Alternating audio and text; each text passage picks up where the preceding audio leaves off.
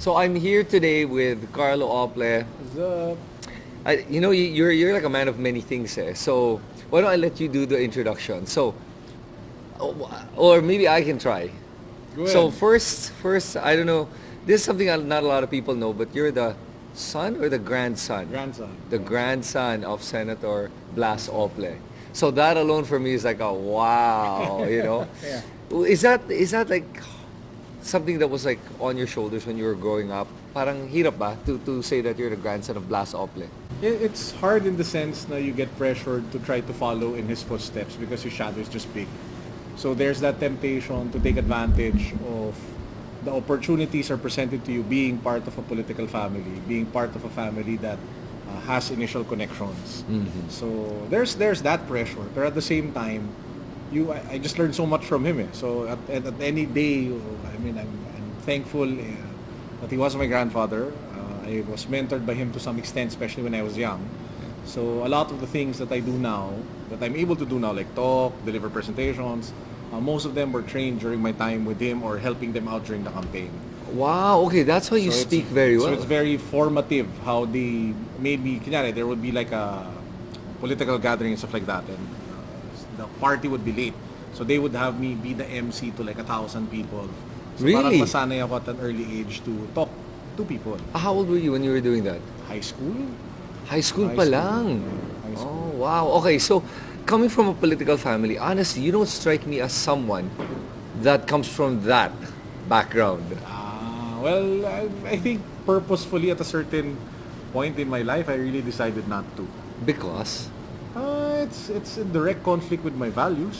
Okay. Parang when you see, for example, what you need to do to become a politician today. You sacrifice too many things. You sacrifice too much of yourself. You sacrifice too much of your family. And I'm not ready for that. Okay. Parang I would consider going to politics if I was filthy rich and I wouldn't need any more the money that I would get from government. Yep. So kumbaga the heart that I have is really a heart of service versus this is my job. It shouldn't be my job. It should be a calling.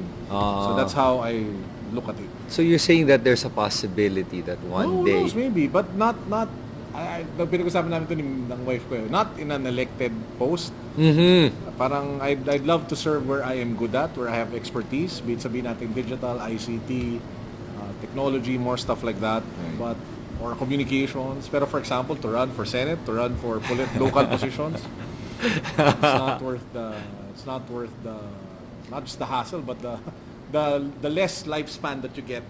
Yes, actually. The stress, Yeah. Yeah, even plus the I think you'll be sucked by the system. Yeah, that too. So Yeah. that's something I don't want to get into. Growing up, is this what you envisioned your life to be? Oh no, I wanted to become a politician.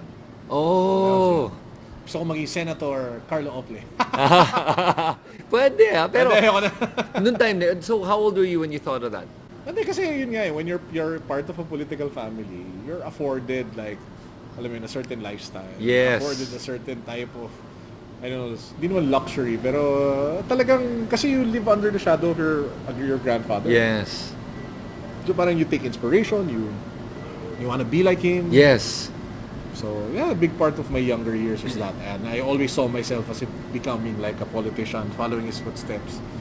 Pero when you grow up and you see how it actually works, you realize na. You become disillusioned. Yeah, when you see how it really, really works. And I'm sure you've seen how it really works. And apart from that, you get to realize then as you grow up, what is it ba you think that God wants you to do in life? Ako talaga na-realize ko, okay, it's not to become a politician.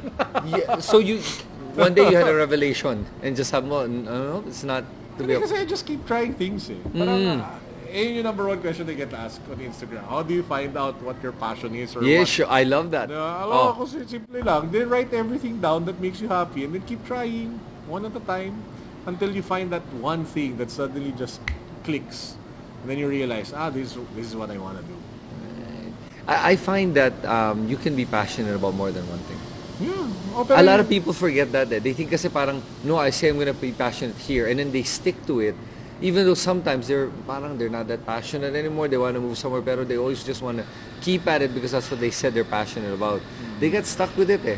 It depends on how you approach it. Kasi if you're going to approach it, sabihin natin, as building a business on top what your passion is, then you have to check like 4 things. Number 1, are you good at it? Mm-hmm. Number 2, can you make money out of it? Yes. Diba? Ano, ikigai. Yes, Number 3, ikigai. does it make a difference in the world? That's number 4. I forgot number 4. Basta may ano yan eh, vocation, You're good at it, purpose, diba? Yun, passion, and napatabilog. tapos if it all converges. Then yun. Right. So you have to check kung ganun ka sa passions that you... And right now, where are you at that point where you've checked off all of those? I think at almost most points of my career, I'm always near the center. Always near. Not always in center. Regardless of which career. Yeah, kasi gaming. Yes. So I love gaming. I love marketing. I love communication. So it was gaming. Then it became digital. I love digital. Then it became content creation.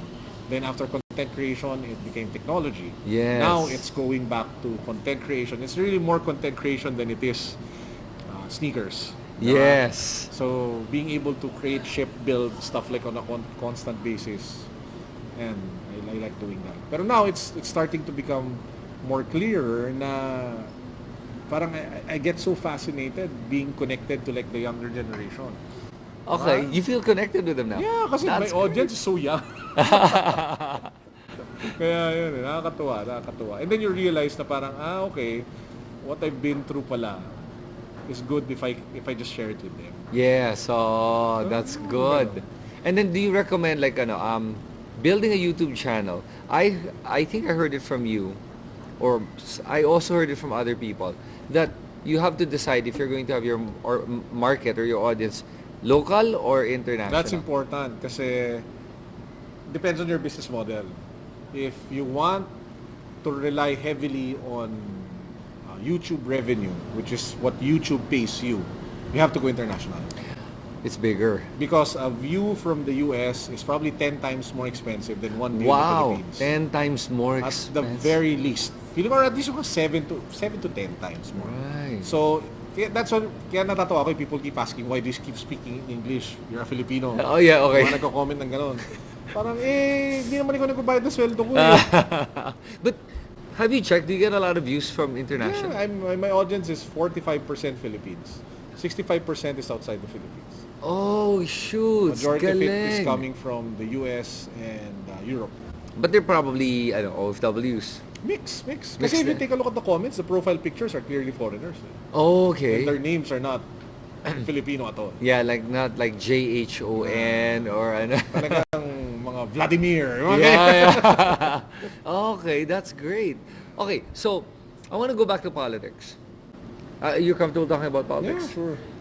Are you like? What do you think of the political climate going on in the Philippines and in the world now?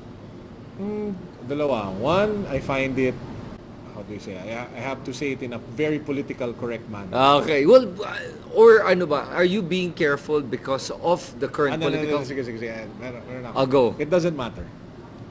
It doesn't matter kasi I have faith. I'm a Christian, so Okay. I have faith that God is in control. So I will just keep praying for the country. I'll keep doing my part, whatever it is. But it really doesn't matter to me right now. Kunyari, what my goals are, what my aspirations are, what I want to do. Kasi if you will blame everything on the government, or if you're stressed everything about the bad news that happens every day, you get sucked into it. Yes. You get sucked into the system of mudslinging, and that's what politics is all about. Yes. Diba? Destroying one another. Yeah, okay. So parang ako, I've kind of tuned out. You mean say you just sit on the sidelines? No, not sit on the sidelines per se. I help in a way that I feel that I can. Kasi you cannot change the system by just screaming at the system.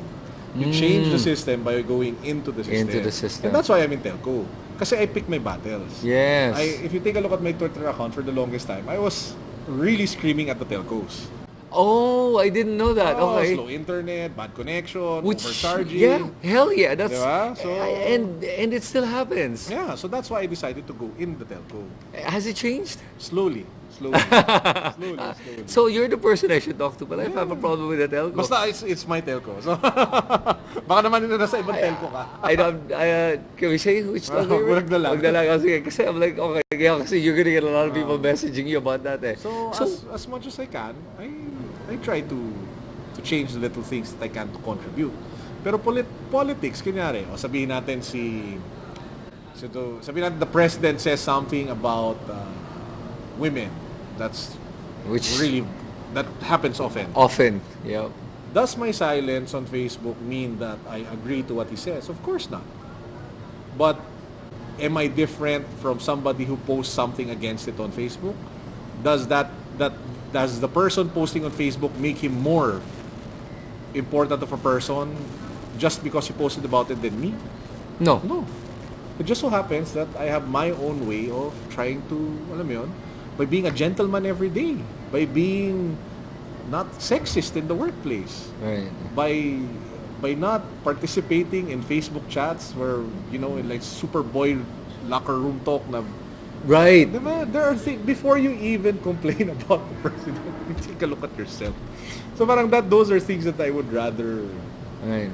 like address within my control. Now, if there's an opportunity to help, if there's an opportunity to be part of the solution in a real way, then I definitely want to help. Yeah. Okay. Definitely 100% would want to help. So for example, if there was ever an offer, sabihin natin from the DICT for me to help and consult in a way to solve, for example, cyber attacks or whatnot, of course I will help. Right. Of course, I do it for free. Yung mga ganong bagay. Or for example, when government agencies ask me to give talks about digital marketing and stuff like that, or when NGOs, Go. of course I will do so. Right. Because it's within my competence and it's a way for me to help. Yes. Pero if you want me to be part of the cacophony of people complaining every day